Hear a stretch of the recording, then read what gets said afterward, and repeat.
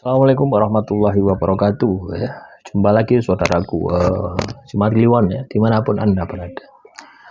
Kajian materi kali ini tentang weton Jumat Kliwon ya, diikuti oleh Kodam macan putih ya, yang tangguh, penuh keberanian, terah segigi sebagai Kodam pembawa keberuntungan dan kemakmuran. Nah, teman-teman Jumat Kliwon, kalau Anda mendengar semacam ini, sudah tidak usah dipercaya gitu ya. Sebenarnya perwujudan dari Kodam ya, ada harimau, ada singa, ada buaya, ada naga, atau macam-macam itu sebenarnya menggambarkan sifat karakter ya, yang melekat kepada orang tersebut gitu. Tapi bukan melekat pada wetonnya ya. Jumat Kliwon diikuti oleh Kodam harimau putih, itu salah ya, itu halusinasi ya. Tidak ada ceritanya primbon leluhur kita itu bicara masalah Kodam, itu tidak ada ya. Di dalam weton, di dalam primbon Kodam itu tidak ada, tidak dibahas ya, karena Kodam ini identik dengan perdukunan ya, identik dengan perdukunan ya. Kalau zaman dahulu namanya perewangan, nah sekarang lebih halus disebut dengan Kodam ya. Tujuannya apa kalau disebut dengan Kodam? Disebut dengan Kodam ini memiliki tujuan ya, memiliki fungsi, memiliki tujuan, bahwasannya supaya wujud dari perewangan ya. Kalau orang mengatakan itu adalah sebuah perewangan, itu kesannya angker. Tapi kalau itu ngomong yang namanya Kodam, itu kesan angkernya hilang, seolah-olah malah sesuatu yang luar biasa, seolah-olah malah sesuatu yang istimewa, padahal ya enggak ya, podo ae ya. Nah, kebanyakan dari kita ini terjebak di situ ya, bahwasanya Kodam ya, Kodam yang menempati diri kita ya, itu adalah sesuatu keistimewaan ya. Istimewa ketika kita bisa menggunakan, tapi kalau kita tidak bisa menggunakan, nggak bisa memfungsikan, apakah ada keistimewaan dari Kodam itu? Ya tidak ya. Dan tidak semua ya, orang yang memiliki Kodam itu bisa menggunakan, orang yang memiliki Kodam itu bisa memfungsikan, tidak semuanya gitu ya. Makanya teman-teman Jumat Kliwon ya, kalau Anda katakanlah memiliki sifat karakter emosi yang masih labil, bisa jadi Anda diikuti oleh Kodam yang wujudnya harimau gitu. Harimau ini kan ngamuan ya.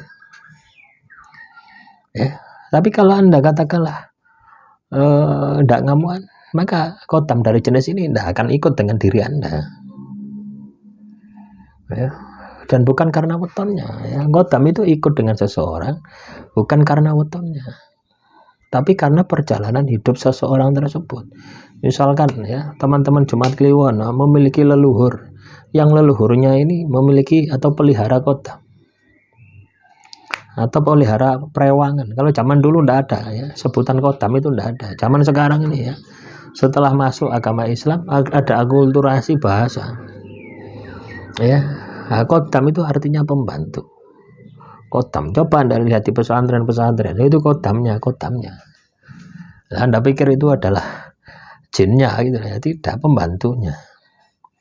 Jadi Kodam Bunyai gitu. Jadi pembantu Bunyai, jadi Kodam Pak Yai, jadi pembantu Pak Yai. Kodam artinya pembantu. Lah, perewangan itu identik dengan sesuatu yang sifatnya mistis ya, sifatnya gaib, demit. Dan kata perewangan itu identik dengan dukun. Nah, supaya kalimat itu memiliki perhalusan makna ya, maka disebut dengan Kodam. Lah, ketika disebut dengan Kodam, yang terjadi apa? Tidak angker lagi ya. Disebut dengan Kodam ini tidak angker lagi ya, menjadi biasa ya. Jadi apa itu Kodam yang mananya, atau yang dulunya itu angker, yang dulunya itu menyeramkan, nah sekarang tidak menyeramkan, sekarang tidak angker ya. Sekarang menjadi apa? menjadi biasa saja. Karena perhalusan makna tadi. Nah, semoga ini bisa Anda pahami ya, semoga ini bisa Anda sikapi di dalam kehidupan Anda. Jadi yang namanya kodam itu adalah pembantu. Lah, yang saya bahas di sini pembantu dari makhluk halus. Karena sebuah hal, sebuah sebab. Kenapa Anda diikuti oleh kodam? Dari leluhur tadi sudah. Dari pusaka, Anda punya pusaka, entah nemu, entah beli, entah dikasih. Ketika Anda memiliki, maka di dalam tubuh Anda ada kodam. Tentunya kodamnya ya macam-macam. Kodam leluhur ya, Jumat Kliwon, tentunya macam-macam. Tergantung dari leluhur Anda. Tidak mungkin macan putih. Ya, kalaupun ada ya, mungkin 1-2 ya. Kan seperti itu ya. Jadi melekat terhadap leluhur Anda tadi. Kalau kodam leluhur Anda singa, ya yang ikut Anda singa, tidak mungkin berubah jadi harimau. Ya, kodam pusaka juga seperti itu. Ketika kodam pusaka, misalkan kakek-kakek berjubah, kakek-kakek pakaian Jawa, tidak mungkin berubah jadi harimau. Artinya apa? Beda-beda.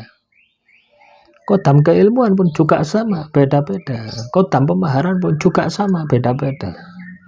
Ketempelan pun juga sama, beda-beda ya.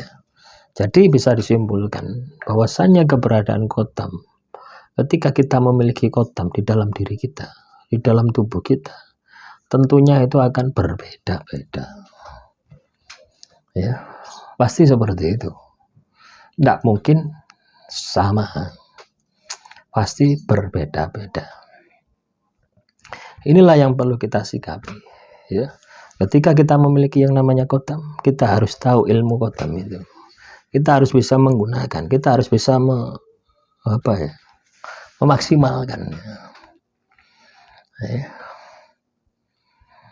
Jangan hanya, wah saya diikuti oleh kodam, harimau putih.